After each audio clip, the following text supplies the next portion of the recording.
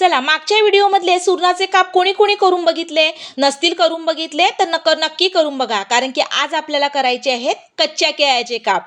त्यासाठी इथे मी कच्ची केळी घेतलेली आहेत, स्वच्छ धुवून त्याचे वरचे साल काढून घेतले।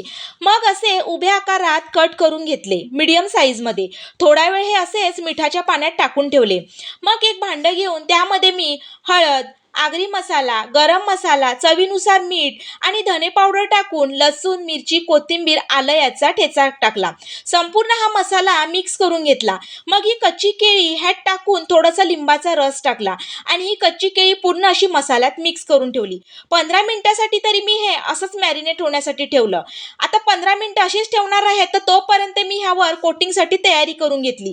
त्यासाठी इथे मी अर्धा चम्मच रवा, 1 चम्मच बेसन, 1 चम्मच तांदळाचे पीठ घेऊन त्यात थोडी काश्मीरी लाल मिर्च पावडर आणि थोडंसं मीठ घालून हे मिक्स करून घेतलं। मग ही मसाल्यात मिक्स केलेली कच्ची केळी ह्या केलेल्या कोटिंगच्या पिठामध्ये मिक्स करून घेतली आणि गॅसवर पॅन ठेवून त्यात थोडं तेल घालून ही केळी एक एक ह्यात सोडली।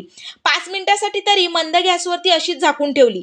5 मिनिटांनंतर दुसरी बाजू पलटून घेतली आणि दोन्ही बाजूनी मी हे गोल्डन ब्राऊन होईस्तोवरती सोलो फ्राय करून घेतले। तयार आहेत आपले चमचमीत कच्च्या केळ्याचे काप। भाजीमध्ये जर तुम्हाला कच्ची केळी आवडत नसतील तर संध्याकाळच्या भुकेसाठी हा चांगला पर्याय आहे, नक्की करून बघा।